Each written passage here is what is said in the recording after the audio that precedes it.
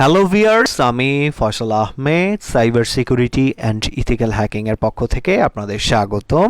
তো আজকের ভিডিওর মাধ্যমে আমরা আপনাদের দেখাবো যে সোশ্যাল ইঞ্জিনিয়ারিং এর মাধ্যমে হ্যাকাররা কিভাবে আপনার পার্সোনাল অ্যাকাউন্টটি হ্যাক করে নিয়ে যেতে পারে।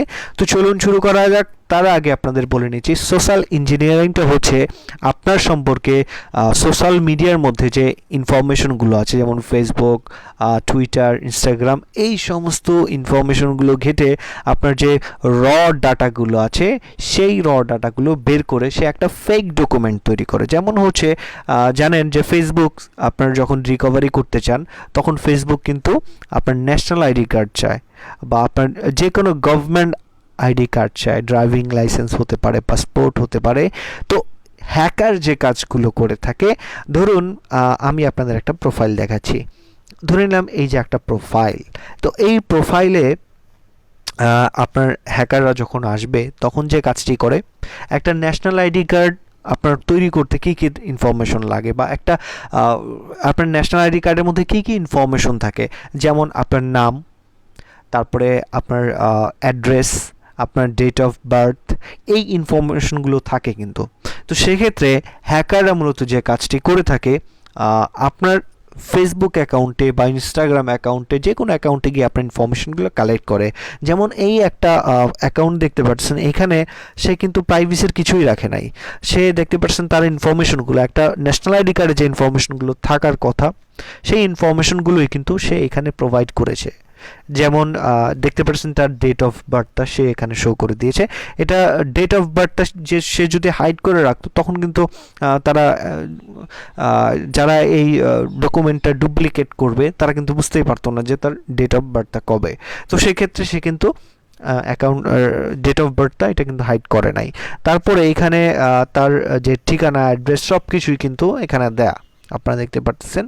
তো হ্যাকাররা মূলত যে কাজটি করে, এই ফেসবুকের মাধ্যমে সে কোথায় থাকে, তার লোকেশন কি, তার ফোন নাম্বার, তারপরে তার যে ডেট অফ বার্থ, নাম, সব কিছু কালেক্ট করার পরে সে আপনার একটি ন্যাশনাল আইডি কার্ড, আপনারা জানেন যে ফটোশপের মাধ্যমে বিভিন্ন ন্যাশনাল আইডি কার্ড তৈরি করে হ্যাকাররা, মূলত ফেক আইডি তৈরি করে।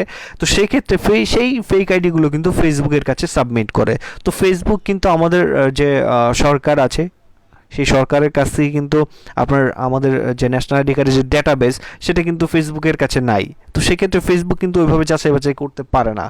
সেক্ষেত্রে আপনার যে অ্যাকাউন্টটা কিন্তু এই ফেক ডকুমেন্টের সাবমিটের মাধ্যমে কিন্তু হ্যাকাররা হ্যাক করে নিয়ে যেতে পারে।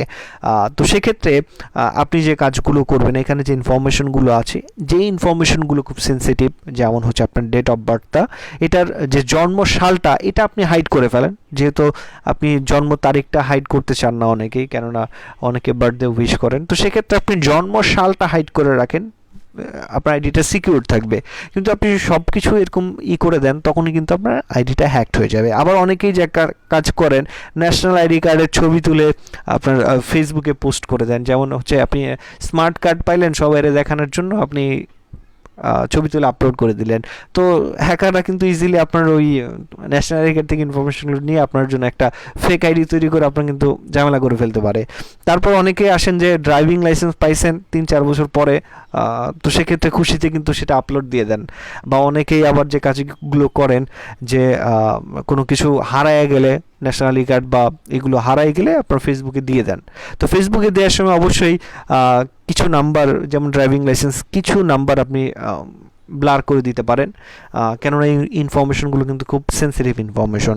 এটির মাধ্যমে কিন্তু আপনার বিভিন্ন জিনিসগুলো ডিপেন্ড করে থাকে। যেমন আপনার যে ফেসবুক অ্যাকাউন্টগুলো আছে, ইনস্টাগ্রাম, টুইটার, এইগুলো কিন্তু আপনার এইগুলোর উপরেই হয়ে থাকে। তো সেক্ষেত্রে হ্যাকাররা এরকম সোশ্যাল ইঞ্জিনিয়ারিং করে থাকে।